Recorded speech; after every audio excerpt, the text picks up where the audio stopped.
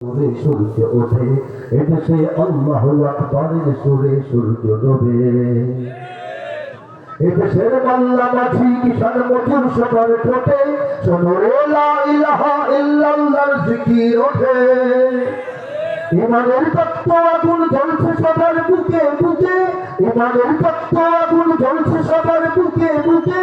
সে আগুন দেশ হতে দেশ দেশান্তরেও জ্বালতে হবে।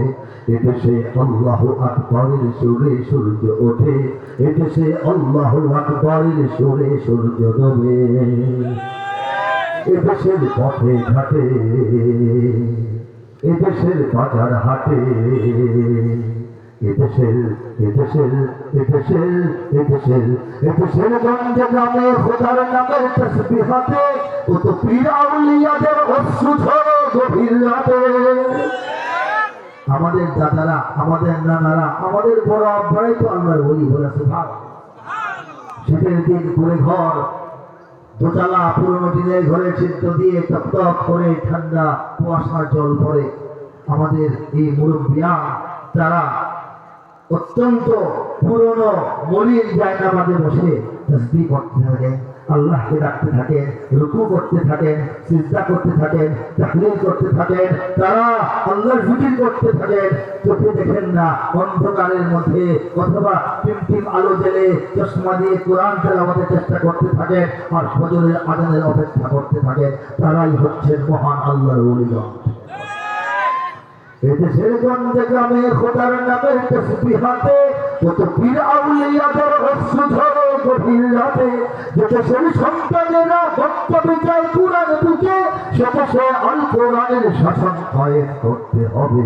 এদেশে আল্লাহু আকবারের সুরে সূর্য ওঠে, এদেশে আল্লাহু আকবারের সুরে সূর্য ডোবে। এদেশের জলে স্থলে, এদেশের ফুল ফসলে, এদেশের এদেশের এদেশের এদেশের এদেশের সবুজ মাটি সবুজ ঘাসে সবুজ বনে মদিনার সবুজ মিনার ঝলসে ওঠে দুই নয়নে। এদেশের সবুজ মাটি সবুজ ঘাস সবুজ গাছপালা বনাঞ্চলের দিকে আমার চোখ যায়, মুমিনের হৃদয়ে মুমিনের চোখের দৃষ্টিতে মদিনার সবুজ মিনার ভেসে ওঠে ঠিক না? এদেশের শিকড় তো নয় দিল্লিতে বা ওয়াশিংটনে, এদেশের শিকড় তো নয় দিল্লিতে বা ওয়াশিংটনে, এদেশের শিকড় জানি ছড়িয়ে আছে দূর আরবে। এদেশে আল্লাহু আকবারের সুরে সূর্য ওঠে, এদেশে আল্লাহু আকবারের সুরে সূর্য ডোবে। এদেশের শিকড় দিল্লিতে নয়, এটা দিল্লি থেকে দিল্লিওয়ালাদেরকে আমরা মোটামুটি ভালোভাবেই বুঝিয়ে দিতে পেরেছি। দিল্লি পিছু হতেছে, এই জায়গা পূরণ করার জন্য ওয়াশিংটন ঢোকার চেষ্টা করছে। আমরা সচেতন কিনা টের পাই কিনা আওয়াজ দিয়ে বলেন। তারা চেষ্টা করছে, তারা বিভিন্ন দলীয় নেতৃবৃন্দকে ওয়াশিংটন ডেকে নিয়ে যায়।